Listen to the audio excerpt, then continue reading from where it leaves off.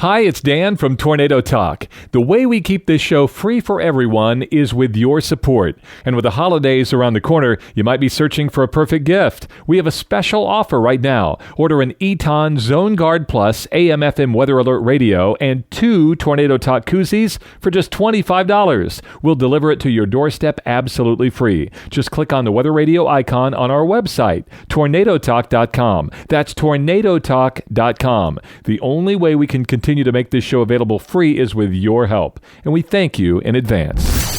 This is Tornado Talk, a podcast about one of nature's most fascinating phenomenon. Share your tornado story with us by email, Jen and Dan at tornadotalk.com. That's Jen and Dan at tornadotalk.com. Now, meteorologists Jennifer Naramore and Dan Holliday. Tornado Talk is on. When a tornado strikes, the damage left behind determines its strength. The Enhanced Fujita Scale is our model for estimating winds in a tornado. But can we learn how strong a tornado is when there's nothing in its path? Can Mobile Doppler Radar help? This is Tornado Talk. What to do with the wind? We hear from 4 experts who each have an opinion on damage surveys and mobile radar data and how it might be used in the future of meteorology. On May 24th, 2016, multiple tornadoes touched down across western Kansas. Some of those tornadoes were large in size, but were in open country, so the estimation of how strong they were was determined by Mobile Doppler Radar. Meteorologist in charge of the National Weather Service in Dodge City, Larry Ruthie, says his county warning area doesn't have many structures for a tornado to hit. He'd like to see mobile radar included in the final survey of a tornado. I strongly support that. I think if we have actual observations which are reliable and research quality, that should trump the actual damage observations that we have. In particular, in western Kansas, there are a lot of wide open areas where all we have to hit are power lines, irrigation systems, fence posts. And we might have an EF5 tornado out there that doesn't hit anything that I can assign a damage rating that would be greater than an EF1. But if I have a Dow or some sort of a measurement, an in-situ measurement with a high-quality radar, those data should be used if we're going to give a real climatological perspective of what actually happened with this thunderstorm. So I really hope that at some point we will be able to use those in-site measurements. Dr. Greg Forbes is a severe weather expert we see on the Weather Channel. He would like to include data from teams in the field to assist in analyzing a tornado's strength. However, there are a number of factors on how to measure the storm to take into consideration. Well, I think ultimately the Mobile Doppler radar winds could become used and should become used, but the problem is at the moment that for the most part they're measuring winds that are often some above the ordinary home altitude, and frankly most of the damage that is caused by tornadoes is by relatively low buildings, homes, and occasionally business buildings. In a much lesser extent, any tall buildings get involved. So the Enhanced Fujita Scale is really designed to be at about the 10-foot level, the rooftop level or near the top of the first floor, whereas most of the Mobile Doppler radar winds, since the beam has to tilt up a little bit in order to avoid blocking by trees and getting things and other structures in the way, things we call ground clutter, most of the time they're measuring at somewhere the 30 to 50 feet range above ground as their lowest altitude. And the problem is then because the friction becomes so much more as you get down toward the ground, there's a very nonlinear relationship between winds at 50 feet and what they might be at the 10 feet level, but it probably varies from occasion to occasion. We don't know exactly the right algorithm for translating a 50-foot measured wind to what it would be at 10-foot level because of that frictional effect and how it varies with stability and roughness of the particular area that the winds would be in. And then also, it seems as if from what we can see that some tornadoes, the fastest winds might be 100 feet, and other tornadoes, the fastest winds might be down at 10 feet. So that combination of tornado variability and an unknown transform from the radar measured altitude down to the 10-foot altitude is a problem. Rick Smith is the warning coordination meteorologist at the National Weather Service in Norman, Oklahoma. Rick says there continues to be a lot of talk among members of the meteorology community about how to balance mobile radar with the damage surveys. There is a large group of experts, engineers, meteorologists, others that are looking at things like that are looking at, what's next for the EF scale, or there are other things that could be changed with it, and I know that that's a big topic of discussion. I don't know where it's going to go or what's going to happen, but just my personal opinion, I think, whether you rate the tornado based on that or not, you certainly need to account for it. And, some have proposed, have two scales, have a radar scale and a damage scale. So you could end up with something like R2D2, with radar indicated it was a EF2 and damage indicated it was an EF2. So there's nothing official that I've heard that's moving forward with that, but there's a lot of discussion, and there is a real recognition within the scientific community that's going to need to be accounted for.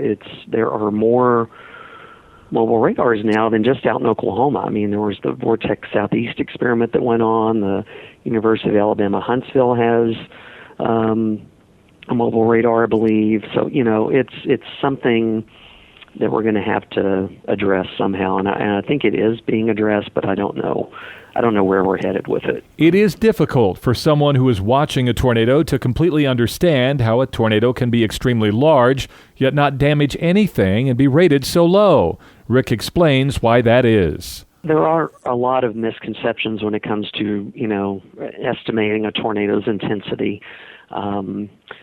There was a lot of very dramatic close-up video. I don't know that I've ever seen so much close-up video of damaging tornadoes as we saw from May 9th here in southern Oklahoma. And that just the motions and the appearance of trees apparently being ripped out of the ground and structures exploding and just a lot of destruction. And things we didn't used to see, but now with more cameras and more eyes out there, we're seeing more of this. To see that and then have the Weather Service come out and say, well, it was only on a scale from 0 to 5, it was only a 3. Sometimes that's just hard for people to wrap their heads around. But it, the only way we can rate tornadoes is based on the damage that they produce. There were mobile radars that sampled the winds inside these tornadoes, some at close range and some at fairly low levels within the tornado. At this point, the way the EF scale works and the way the Weather Service works, we can't use those numbers. We can't use Doppler radar measured wind speeds to rate a tornado because we are using the EF scale, which is a damage scale. So the size of the tornado, the appearance of the tornado, the apparent violent motion within the tornado, the fact that a car was thrown X number of hundreds of feet. There's a lot of things that happen in tornadoes, and when we see tornado video, that make us think that a tornado might be violent, might be EF4 or EF5. But the bottom line is, it can't be EF4 or EF5 unless it hits something and produces EF4 or EF5 damage. Tim Marshall is a meteorologist, an author, and structural and forensic engineer. He works at Hague Engineering in Texas. Tim, along with Dr. Greg Forbes, was on the development team that came up with the Enhanced Fujita Scale for tornadoes. He feels strongly about how new data should be integrated in the final rating of a damage survey. Well, we always need to maintain one. You start getting into multiple scales, and it gets to be really complex. So we need to maintain one. But we also need to state where the observation is coming from. I mean, if you go out and do a field survey and you're rating a house or a school on damage, then you just need to indicate that this is a damage-based number. If you have a Dow rating, then you need to indicate that it's a Dow-based number. The problem with Doppler on wheels is that radar does not measure wind. It is an instantaneous value of energy that comes back to the radar, and that it gets deciphered through a bunch of algorithms on what the speed could be. And it's not a point measurement. It is an area-weighted measurement based on reflectivity, and it's measuring kind of an average in a volume. So this is a problem, and that volume is huge. So we're comparing apples and oranges when we try to talk about what's a point measurement versus what radar does. And so for right now, the Weather Service has been directed not to include Doppler on wheels measurements in their evaluation.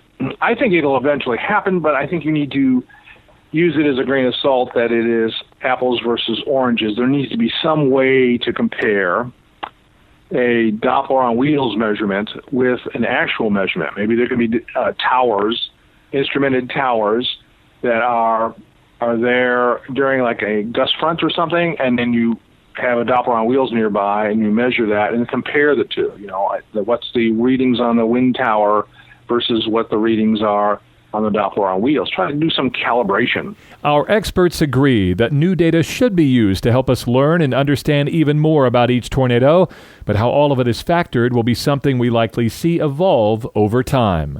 Do you have a story about tornadoes you'd like to share? Let us know, and you'll be featured on a future program. Just email us at jenanddan@tornadotalk.com. Next on our Halloween edition of Tornado Talk, twisters from the past come back to haunt us. What is the scariest tornado you've ever seen? We relive monster multiple vortices and things that set off our weather radio in the night.